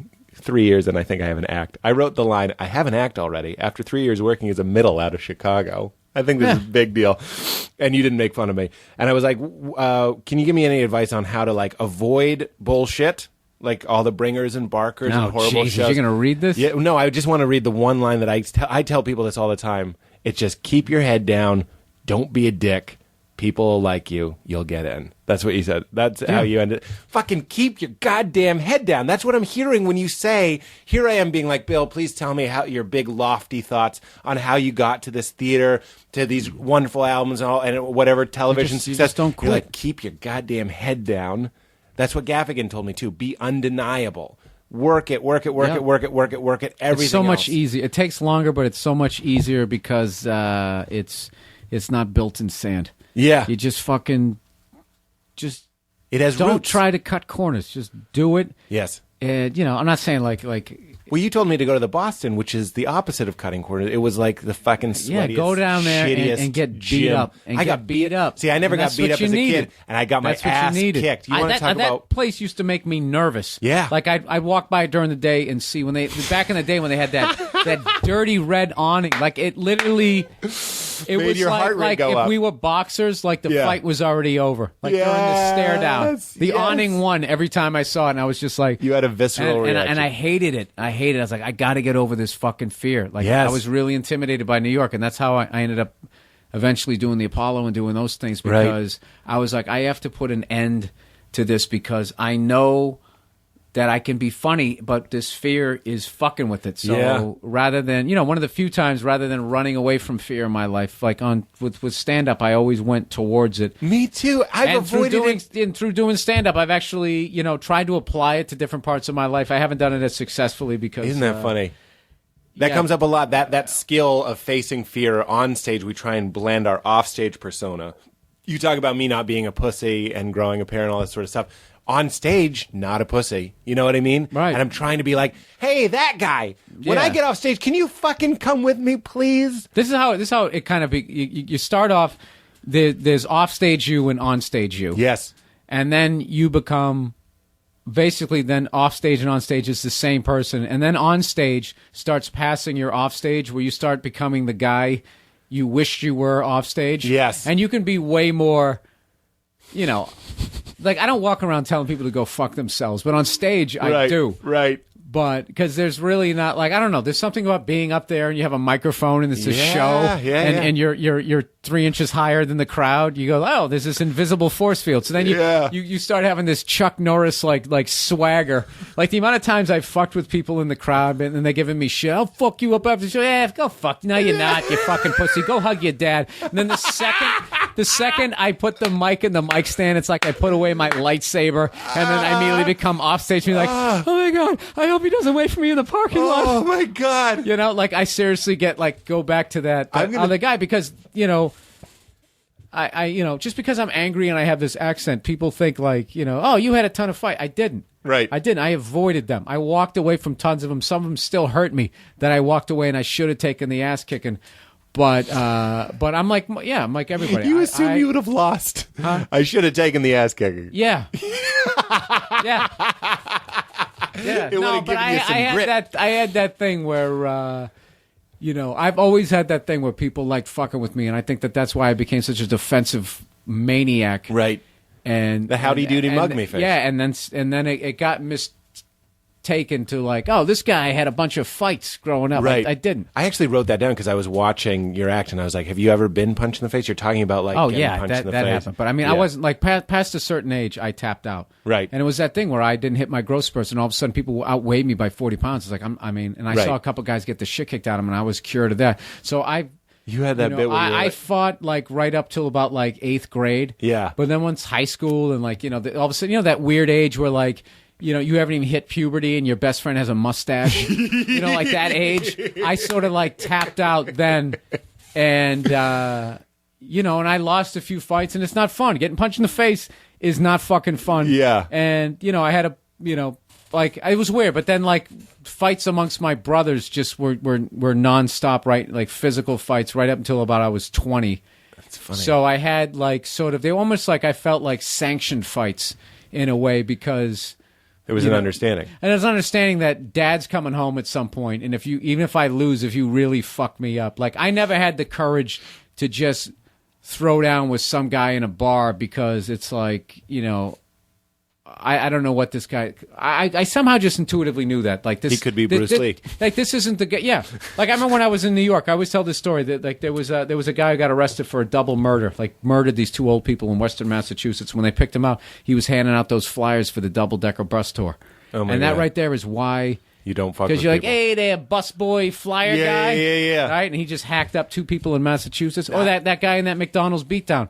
Those 2 girls thought they were thugs, and they slapped him in the face, and they didn't realize he just got out of prison. And this fucking guy was unbelievable, dude. Like, I don't know where he got this metal handle. I was joking on my podcast. It was like in cartoons, where like Bugs Bunny would reach behind him, and there'd be this giant hammer. Yeah. He did that, and he fucking kicked the shit out of, like, he gave them the prison beatdown, like where you've already beat them down and you continue for another 12 to 27 strokes. Like, God. Yeah, and it was just like, that right there is why you don't walk around just slapping people. Yeah, don't slap people in the face. So I never had the I used to go to an open mic all the time where there was this one kid who was very, very strange, and I was, I'm not patting, I guess I am patting myself on the back. I was one of the only people that would talk to him, and I was nice to him. Everybody else loved making fun of this dude. He dressed like Johnny Depp and in Fear and Loathing and whatever, and he committed some atrocious crime. I don't really remember the details, but he went away, and I was like, that's why. That's you know what I mean? Yeah. Dane has a great bit about being nice to the office weirdo because he's like, you give him candy. Yeah. Everyone else is mean to him, give him candy. And on the day that he's shooting up the office, he just goes, thanks for the candy, and doesn't kill you. Isn't that great? There's another guy. Yeah. There's another. Comedians should make a list. Like, all these people always making those top. There's another guy. Dane. He gets defended on this podcast a lot, and I take my nerd shit for it, and I'll take it happily. I saw him, speaking of what I said to Brian, I was like, you should get a handwritten thank you note. I said to Dane, I was like, more people come to my shows because of you. And I was like, I appreciate that. If I do a college, I'm just some guy. Yeah, they didn't, I don't know, like they didn't get to see, I got to watch him, he started a little bit earlier than but I got to watch him just come up with a completely different style of stand-up. Yeah. I just don't feel like he got credit for that. Like, he used to have 15, 20-year vets shaking in their boots. That's how hard he was killing in the middle. Yeah. And they'd be like, I shouldn't have to follow this. Right. And they would be like, where are the jokes? Like, he was doing something so different, like they didn't even get it. Yeah. Like, I remember one time, like, I've told this story before, like, the 9,000 podcasts I've done. One year around the Christmas holidays, he just would go on stage and sing holiday songs and doing this sort of silly way. Yeah. And was killing. Yeah. And this guy in the back goes, those aren't jokes. Those aren't jokes. It's like, dude, listen to the crowd. Right. That's what's so threatening. And I've talked about this before, where it's like, you can't quantify it. But that's what makes it this sort of like X factor. Fuck yourself. You wish you had that talent. Right. It makes us angry. I want to go on stage. I go on stage and try and sing and be silly and try and make something that wouldn't be funny if anyone else were saying it funny. Right. I want me to be funny. Dane has that bit on his first album where he just goes, pickles, cheese, pickles. It's someone ordering through a drive-through. Right. So I swear it's 5 minutes if it's one. It's just that. Pickles, cheese on my pussy. It doesn't make any sense. Fucking destroying. Laughter that I haven't heard humans make. Yeah, and that's the thing, though. But now so many people have kind of like ripped them off. Yep. Because that's what happens when you start a whole new style, is then people rip it off. Especially in LA, I feel like. Yeah, and then it becomes like this, I don't know. It's like I would say that The Office. Like that whole sort of everybody's awkward and then, looking at the camera. Yeah, and then looking away and do that. Now, that's been done so much. We're going to revert more to like I think we're going to revert more to like no acknowledgement that it's a show, like almost like straight drama comedy sort of stuff. I hope like more like Midnight Run sort of comedy comes back. I've always liked that. I always like when it comes from a I don't know. I prefer that. I prefer that style. Not like I'm shitting on The Office. I'm just saying that everybody has been stolen. Yeah. That whole style. Well, actually, we stole that series, didn't we? We stole but BBC. Also they probably got it a little bit from Spinal Tap. I think Ricky Gervais would say that that mockumentary style. Yeah, there you go. Yeah, you want to trace it back even further. And I bet you could find something before Spinal Tap. I'm just not smart enough to know what it is. The last thing we always talk about on the show... This is the longest podcast. I fucking love this podcast. Rogan one time I did 4 hours. Really? And it didn't feel like 4 hours, and I woke up and I had like back sweat from sitting on the chair. It's usually much hotter in here. I don't know how we lucked out, but it's usually a sweat bath in here. Can I say one thing before we get to the last topic? You told me one time about doing black crowds. You were talking about this white girl on stage, and she was killing, talking about throwing up. And then all these black women were going nuts. Oh, yeah, I remember that. Yeah, she was talking about being drunk. Yeah, and then do you remember the moment that they stopped laughing? Because you told me the story, and I've been fascinated with that idea. She said, she goes, and then you're trying not to puke on yourself, and everybody's dying laughing. She was really attractive, so everybody immediately judged her when she went up there. Right. Like, oh, fuck this good-looking bitch. Right. And then she started killing, and she had a sense of humor about herself. Then they loved her. And then she's going like, and you're puking and this happened. And then she goes, your hair's sweeping across the floor. And immediately they all, nothing. That was it. Because of all the weave tension, I suppose. Yeah. Watch that Chris Rock documentary. I've seen it. You watched that. So it was and I thought of you telling me that story. It was such a sensitive, interesting. She said that, and immediately it was just. Yeah. It just stopped. And I saw the look on her face because she had no idea. Like, I finally got you. Yeah. Because, we were both nervous. We were like, oh, fuck. Like it was one of those those comedy gigs at a college. Like, I don't know, the agent was just going for the money. And they booked us to at Howard Junior Community College. I don't know what it was, but we walk in there thinking it's going to be mixed. Yeah. Or just Lily White School or whatever. We walk in, it was all black students. And then we're like two of the whitest people ever. And it's just that fucking unsolved Rubik's Cube. All right, here we go. Start spinning the cube. How am I going to figure this out? Yeah. Or are you going to take the beating? So she went up there and they immediately were just, fuck you. And she got him on her side, and then she made that reference. And she gradually got him back, but she never quite killed. As hard as she was pre-hair the comment. The same way. And I was with... So and I wasn't even sure, and I was the headliner was a black comic. I said it was the hair thing, right? And he goes, it was the hair thing. Interesting. And that had never been discussed. It's just so in the culture. It's like, once you say that, we're gone. It's almost like religious. If you play Utah and you make the wrong comment, we were talking about Mormonism, make the wrong comment, you make a polygamy thing or whatever... Right. Gone. But it's all how you do it, because if she actually tagged it, right? If she had acknowledged it, if she addressed it, I know. No, she would have killed on a whole nother level, and then it would have been like, oh, this girl's cool. She actually gives a fuck enough to learn beyond her own little world. Yeah. And then you go into the euphoria of the mascot zone. Yes. And then it's just like, oh, this is the one of you that we love. And then you start then your shit that was like 20% funny becomes 60% funny. And if you're really not careful, you can get addicted to that. Yeah. And you'll be like chasing that high. You'll start just doing those rooms. Yeah. And subconsciously giving them exactly what they want. Yeah. You start living this lie. That's so funny. And then you're doing kind of like I'm a white guy. I don't know how to dance. I remember there's a guy that used to do this bit. There's a party over here. There's a party over there. And where's the party? And I don't. It's like right there. It's like, dude, if you were intelligent enough to write that joke, you get it. So that right now you're that's phony. Yeah. And he used to always fucking kill and annoyed the shit out of me whenever I saw it. I was like, that bit is bullshit. We actually talk. Speaking of alt hack, there's a thing where you take rap lyrics, and some of my best friends and some of my funniest friends do this. And I've certainly, I just don't listen to enough hip hop, I suppose. But you take a rap lyric, and then the whole premise is, I don't get that, or that doesn't add up. That doesn't make sense. In fact, I remember one time you, me, and fucking Sherrod were in front of the cellar. This is a great ball busting thing. So I'm new to the city, and I'm nervous just to be in front of the cellar and to be standing with you guys. So everybody smelled it on you, and you showed everybody up. smelled it on me. You got pounded. You knew it immediately. And Sherrod made some reference. He was buying weed, and he made some reference. I don't know what it was. He called it a spliff or whatever. And I go, what's a spliff? Or, right, playing up the fact that, and you knew exactly what I was doing. But here's where it gets interesting. You couldn't break my balls because no one was listening. Like, there wasn't a window. So it was just you and me standing there, and you were like, I hate when... But then you realized Sherrod wasn't listening, so you had to wait.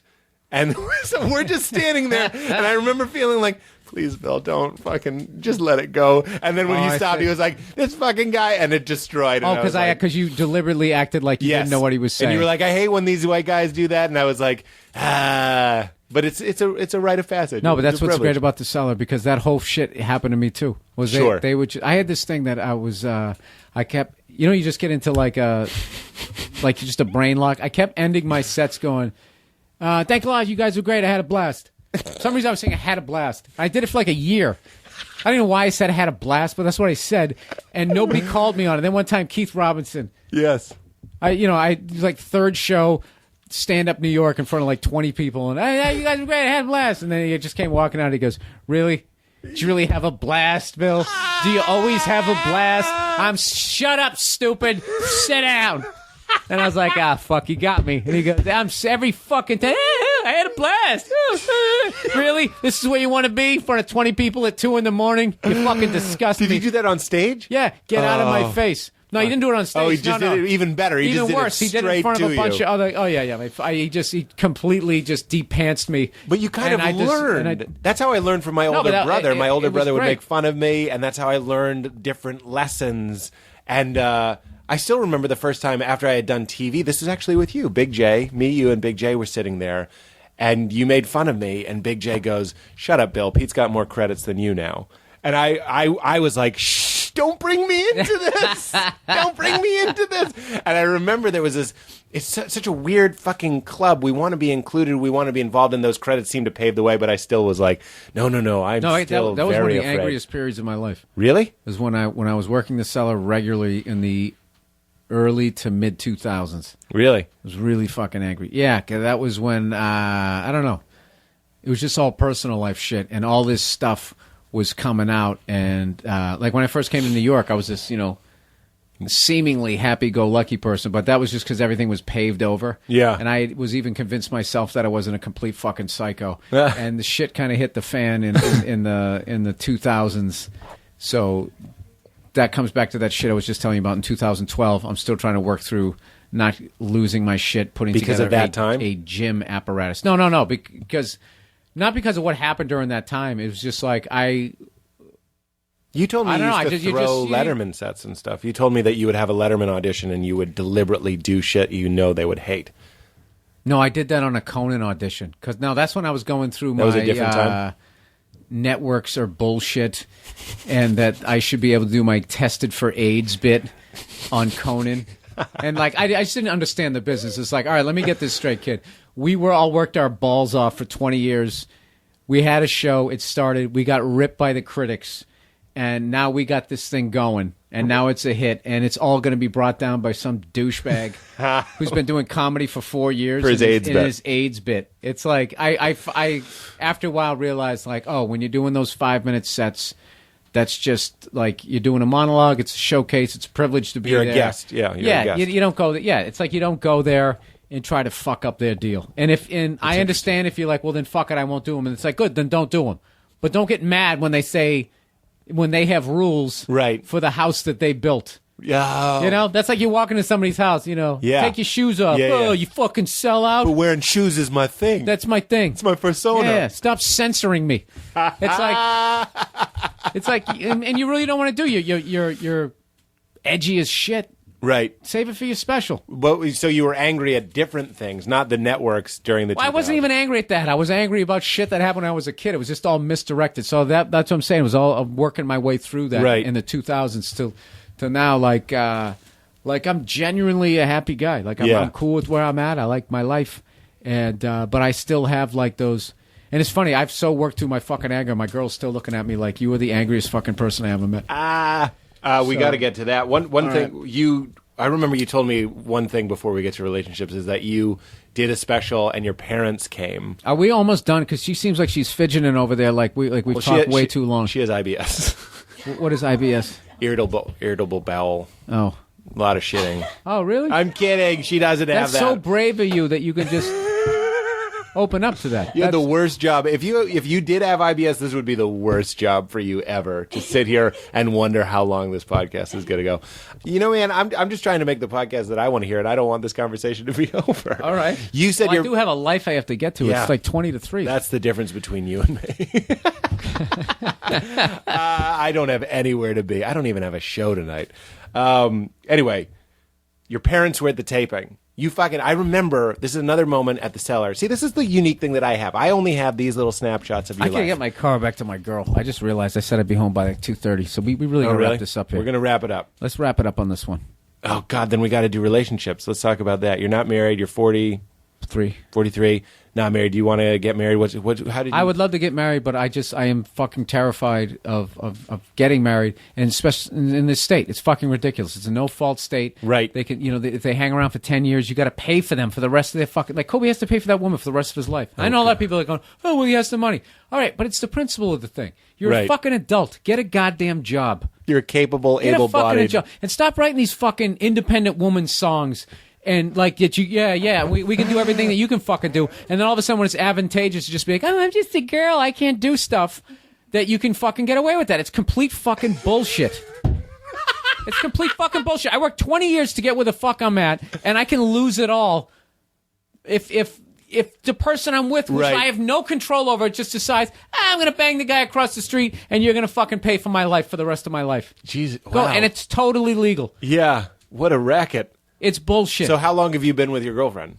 8 years. I'm basically married the way I want to be married. I have no intentions of leaving. It's like Carlin. I'm actually trying to think right now. Like I'm like, look, I'm never going to leave her, so I don't have to worry about a marriage failing. But there's the fly in the ointment if she decides to leave. And it's just like, right. all of a sudden, I'm in my 50s and I got to sleep on a fucking futon. Yeah. These goddamn fucking women in the crowd, when you bring it up, they go like, that's right, that's right. It's like me bringing up domestic violence. Somebody hits somebody and I go, that's right. That's what you get. It's fucking ridiculous. Oh, God. And they go, oh, well, you shouldn't have married it. They just blame you. It's like, oh, well, you shouldn't have wore that short skirt. What the fuck is wrong with you? A bad law is a bad law. These divorce laws are fucking ridiculous. Oh, my God. They're fucking ridiculous. And then people have to, like, guys have to organize. There's got to be some sort of pushback. You went from the rule of thumb to this fucking shit. No fault. You can blow the guy across the street and I got to pay for your life. And I got to move out of this house, you fucking cunt. Are you serious? And all people will hear is, that's hateful towards women. You said cunt. No, that is the definition of a cunt who would do something like that. It's fucking ridiculous. It's unbelievable. So now I can't get married because this fucking law won't change. And I'm waiting for someone else to do it because I just like yelling about it. No, it's ridiculous. I had a buddy of mine. He fucking made a ton of money. You know, when he was working construction and he started doing entertainment at night and he got into the business and his wife's going, why don't you stop fucking around? You need to make more money. It was just a bitch to him the whole time. He ends up fucking making it. Right? They get a divorce. Okay, and in the divorce process, I supported him. Yeah. I did all this. I'm used to a certain lifestyle. Yeah. That's what I love too. I'm used to a certain lifestyle. Two people are in a relationship that fails. Yeah. And one person gets to continue living as if it didn't fail. While the other person who doesn't get to live the lifestyle has to pay for that fucking lifestyle. Jesus. It doesn't make any fucking sense. Jesus, and it's straight across the board. Britney Spears, when she got divorced from that backup fucking dancer, she built that guy a studio. He still couldn't make a hit. What the fuck more does she have to do for this guy? And then she gives him all this money, sits around. What does he do? Becomes a fat fuck, sitting eating goddamn Doritos all day in some $3,000 tracksuit that she paid for. It's fucking bullshit. It's fucking bullshit. So no, I'm not married. There you go. End it on that. It's not going to get better than that. That's fucking perfect. Bill, Burr, thank you so much, man. All right, there you go. Sincerely. Are you going to say keep it crispy? You don't have to. That's how we end the show. I always think it's funny when you say that. What? Keep it crispy. I'm on Pete Holmes. You made it weird. Keep it crispy. Keep it crispy, motherfuckers. Yeah! All right, see ya.